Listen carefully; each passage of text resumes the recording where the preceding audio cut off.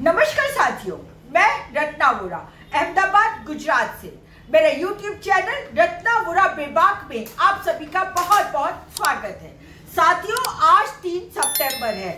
आज से ठीक 1 महीना 2 दिन पहले मतलब 1 अगस्त 2024 के दिन माननीय सुप्रीम कोर्ट ने अनुसूचित जाति और जनजाति के ऊपर 7 जजेस की बेंच ने एक अपना अहम फैसला सुनाया और उस फैसले में 6-1 से जो फैसला आया उसमें SC ST के आरक्षण में वर्गीकरण की बात कही गई है और साथ ही साथ क्रीमी लेयर की बात कही गई है। साथियों, जो वर्गीकरण और क्रीमी लेयर की बात की गई है उसकी वजह से पूरे देश में भूचाल आया हुआ है, पूरे देश में बवाल मची हुई है और इसकी वजह से ही पूरे देश में 21 अगस्त को भारत बंद का कॉल दिया गया और भारत बंद के कॉल के बाद भी आज तक मोदी सरकार अध्यादेश लेके नहीं आई। 1 महीना पूरा हो चुका, कॉल देने के बाद भी मोदी सरकार जब अध्यादेश लेके नहीं आई है तो इससे साफ जाहिर होता है कि मोदी सरकार की मंशा क्या है। दरअसल मोदी सरकार आज से नहीं परंतु शुरू से ही, क्योंकि वो आरएसएस से प्रेरित है, इसीलिए आरएसएस की हमेशा से मंशा रही है कि हमेशा SC ST वर्ग को मतलब खास करके दलित वर्ग को बांट के रखा जाए, उनको एक ना होने दिया जाए और इसीलिए बैकडोर एंट्री से सुप्रीम कोर्ट की तरफ से उन्होंने ये जजमेंट लाके दिया कि स्टेट को वर्गीकरण करने का और क्रीमी लेयर लाके एक जाति को अलग करने का अधिकार है। पर साथियों, मैं साफ तौर पे कहना चाहती हूँ कि ये जजमेंट संविधान विरोधी है और इस जजमेंट को दलित समाज किसी भी हालत में स्वीकार नहीं करेगा और नहीं करेगा। साथियों, इस जजमेंट के अंदर चारों तरफ से हमला करने में आया है। उसमें वर्गीकरण की बात की, इसके अंदर क्रीमी लेयर की बात करी, इसके अंदर एफिशिएंसी की बात करी, इसके अंदर कास्ट को हटा देने की बात करी और इसी जजमेंट के अंदर एक पीढ़ी को अगर आरक्षण मिला है तो दूसरी पीढ़ी को आरक्षण ना दिया जाए, इन सब की बात की है। तो मैं यहाँ आपके बीच में यही कहने आई हूँ कि अगर वर्गीकरण करना है तो ऊपर से नीचे तक का सबका वर्गीकरण करना चाहिए। हमें पूरे देश के अंदर जब तक जातिगत जनगणना नहीं होती है तब तक आप किस आधार पे वर्गीकरण करके किस आधार पे कह सकते हैं कि अमुक जातियों ने अपना ज्यादा आरक्षण ले लिया और अमुक जातियों ने कम आरक्षण लिया।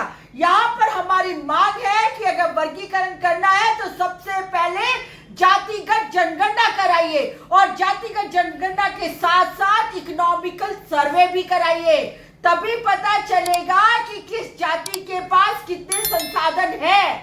साथियों, हमारे देश की जनसंख्या में 15% जो स्वर्ण समाज है जिसके अंदर ब्राह्मण, क्षत्रिय और वैश्य आते हैं, उनके अलावा बाकी सब 85% है और ये 15% जनसंख्या ने पूरे देश के साधन, संसाधन, संपत्ति सब कुछ आज तक कब्जे करके रखा हुआ है और आज से नहीं, पिछले 2.5 से 3 हजार सालों से ये लोग आरक्षण लेके बैठे हैं, ये लोग अप्रत्यक्ष आरक्षण लेके बैठे हैं, कब्जा करके बैठे हुए और आज हमें कहा जाता है कि हमारी जाति के अंदर वर्गीकरण किया जाए। साथियों, इस जजमेंट के अंदर एक बहुत महत्वपूर्ण बात की गई है कि अब एक जनरेशन ने अगर आरक्षण का लाभ ले लिया है तो दूसरी जनरेशन को आरक्षण का लाभ नहीं मिलना चाहिए। तो ये 2500 और 3000 साल से ये ब्राह्मण समाज, ये क्षत्रिय समाज, ये वैश्य समाज अपना आरक्षण लेके बैठा है, तो फिर सिर्फ 2 पीढ़ी में ही हमें हमारा आरक्षण छोड़ देना है। आपको 2-3 पीढ़ी का आरक्षण खटकने लगा और हजारों साल से आपने जो आरक्षण लिया है उसका क्या, पहले आप उसका हिसाब दीजिए फिर कहिएगा कि हम हमारा आरक्षण छोड़ेंगे। साथियों, इस जजमेंट के अंदर CJI माननीय श्री चंद्रचूड़ जी ने कहा है कि सब्सटेंशियल इक्वालिटी होनी चाहिए और क्योंकि दलित समाज में सब्सटेंशियल इक्वालिटी अर्थात एक समान रूपता नहीं होने की वजह से वर्गीकरण किया जा सकता है।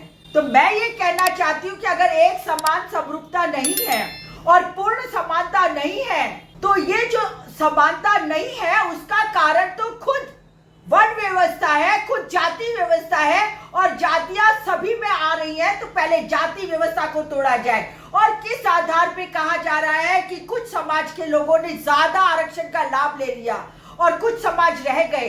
अरे यहाँ पर जब आरक्षण की बात 1950 में आरक्षण मिला तो सभी समाज को एक समान आरक्षण मिला था। जिन लोगों ने अपना पैतृक धंधा छोड़ा और कलम पकड़ी, बाबा साहेब आम्बेडकर की कलम पकड़ी, वह लोग आगे बढ़े, पढ़े लिखे, नौकरियां ली, तो उन लोगों ने आरक्षण का फायदा लिया। तो किसको मना किया था कि आपको आरक्षण नहीं लेना है? परंतु जो हमारे कुछ समाज है, जो पिछड़ा समाज रह गया है, आज वो हमारा ही भाई बंधु है। हम उनके खिलाफ नहीं है, पर हम ये चाहते हैं कि वो झाड़ू छोड़े और कलम पकड़े, और सरकार को भी उनके लिए कुछ ऐसे आयोजन करने पड़ेंगे ताकि वो झाड़ू छोड़ के अपनी कलम पकड़े और आगे बढ़े। आरक्षण बचा ही कितना है? ये सरकार, मोदी सरकार जब से सत्ता में आई है तब से उसने रेल बेच दी, तेल बेच दिया, पोर्ट बेच दिया, एयरपोर्ट बेच दिया, कोल बेच दिया, माइन बेच दिया, सब कुछ तो बेच दिया है। और अब शिक्षा भी बेच दी है। इतनी महंगी शिक्षा कर दी है कि एक सामान्य मध्यम वर्ग का व्यक्ति अपने बच्चों को पढ़ा नहीं सकता है स्कूलों के अंदर। अगर एक ग्रेजुएशन की डिग्री चाहिए तो 15 से 16 लाख रुपया चाहिए, तब जाके एक बच्चा ग्रेजुएट बनता है। ऐसे हालातों में कहां से लाके कोई मध्यम वर्गीय अनुसूचित जाति जनजाति का बच्चा पढ़ पाएगा या आगे बढ़ पाएगा? सरकार ने तो सब कुछ बेच के रख दिया है। सरकार ने पूरा आरक्षण खत्म कर दिया और अब सिर्फ 2-2.5% जो आरक्षण बचा है उसमें भी कहते हैं कि वर्गीकरण करो, वर्गीकरण करो, क्रीमी लेयर लाओ, क्रीमी लेयर लाओ। कैसे क्रीमी लेयर लाया जाएगा? आप क्रीमी लेयर लाने की बात करते हैं, साथ में ही आप वर्गीकरण की बात करते हैं, तो क्रीमी लेयर और वर्गीकरण लाओगे तो वैसे ही जो अनामत है वैसे ही आरक्षण खत्म हो जाएगा। क्योंकि क्रीमी लेयर के नाम पर आप कह दोगे नॉट फाउंड सुटेबल, और उसके बाद जिन वर्गीकरण करके जो अति पछात लोग हैं, जो बहुत पिछड़ा रह गया समाज, उसके अंदर भी आप कहोगे कि not found suitable, not available, और बस अल्टीमेटली वही आरक्षित सीटें आप लोग जनरल में डाल दोगे। तो बात तो खत्म, आरक्षण खत्म। यही तो आपकी मंशा है, किसी भी हालत में आप आरक्षण खत्म करना चाहते हो। यदि मोदी की मंशा साफ होती, ठीक होती, अच्छी होती तो 1 महीने से ऊपर हो गया समय, वह अध्यादेश ला चुके होते, परंतु नहीं, उन्हें अध्यादेश जारी करना ही नहीं है। क्योंकि ये जो सुप्रीम कोर्ट का जजमेंट है वो आरएसएस और भारतीय जनता पार्टी के इशारे से आया है। ये मैं साफ तौर पे कहना चाहती हूँ। यदि इंडिया गठबंधन की सरकार बनी होती तो आज ये इस तरह का फैसला नहीं सुनाया होता। तो साथियों, मैं सभी मेरे समाज के साथियों से कहना चाहती हूँ, फिर चाहे वो कोई भी समाज के ऊपर, दलित समाज के, जिन्होंने दलित होने की वजह से जो शोषित है, जो शोषित हुए, जो पीड़ित हुए, जो आज तक भी पीड़ित हो रहे हैं और जिनको अस्पृश्यता का भोग बनना पड़ा, वो सभी मेरे साथी भाई बहनों से मैं कहना चाहती हूँ कि हमें आपस में लड़ना नहीं है। और अगर सरकार चाहती है कि वो वाल्मीकि समाज या जो अति पिछड़ा समाज रह गया है उसके लिए 10% अलग से आरक्षण दे। अब तो 50% की कैप भी नहीं रही, तो 10% आरक्षण क्यों नहीं दिया जा सकता? दूसरा, उनको स्कूलों के अंदर जो 25% ईडब्ल्यूएस से स्टूडेंट लिए जाते हैं उसमें भी 10% उनको पढ़ाया जाए जो वाल्मीकि समाज या अति पिछड़ा समाज है। यह मेरी दूसरी मांग है। तीसरी मांग, जो भी प्राइवेट कॉलेजेस हैं उसमें एडमिशन लेने के लिए इनको कोचिंग दिलवाई जाए और कोचिंग के साथ साथ इनके लिए अच्छे हॉस्टल बनवाए जाए ताकि पहली क्लास से लेकर 12वीं क्लास और उसके बाद ग्रेजुएशन की डिग्री या मेडिकल इंजीनियर आईटी की डिग्री ये ले सके। अगर यदि सचमुच मोदी सरकार की मंशा साफ है और अच्छी है तो इनके लिए अलग बजट का प्रावधान किया जाए। दलित समाज का वर्गीकरण करने की जरूरत नहीं है।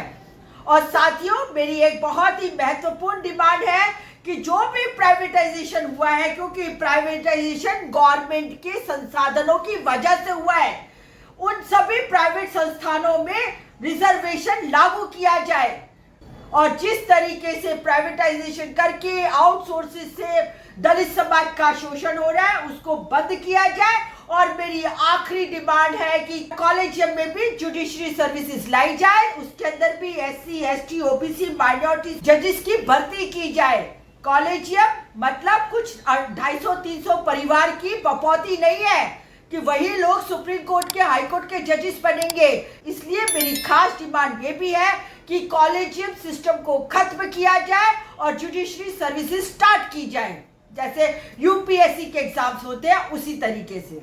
तो साथियों, इन सभी मांगों के साथ आज का मैं वीडियो यही समाप्त करती हूँ। यदि आपको मेरी आवाज पसंद आए और आपको मेरी मांग जेन्युइन लगे तो इस वीडियो को ज्यादा से ज्यादा शेयर कीजिए, पूरे हिंदुस्तान में शेयर कीजिए। और मैं गुजरात से बोल रही हूँ, इसलिए खास करके शेयर कीजिए क्योंकि गुजरात मोदी का है, अमित शाह का है, और अमित शाह और मोदी को पता चलना चाहिए कि गुजरात में भी उनकी खिलाफत करने वाले लोग, दहाड़ने वाले लोग अभी जिंदा है। बाबा साहेब की जो वंशज है वो अभी जिंदा है, और जब तक हम लोग रहेंगे तब तक किसी भी हालत में वर्गीकरण नहीं होने देंगे, क्रीमी लेयर नहीं आने देंगे। मर जाएंगे, मिट जाएंगे, परंतु ये जो फैसला आया है उसके सामने हम ना झुकेंगे ना डरेंगे, और हम आगे बढ़ेंगे, आंदोलन करेंगे।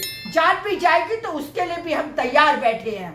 तो साथियों, मेरा वीडियो मैं यही समाप्त करती हूँ। फिर मिलूंगी एक नए वीडियो के साथ, एक नए विचार के साथ। तब तक के लिए मैं आपके बीच में से विदा लेती हूँ। यदि आपको मेरा वीडियो पसंद आए तो ज्यादा से ज्यादा इसे शेयर कीजिए, लाइक कीजिए, इसे सब्सक्राइब कीजिए। साथ ही साथ आप मुझे फेसबुक, इंस्टा और एक्स पर भी फॉलो कर सकते हैं। जय भीम।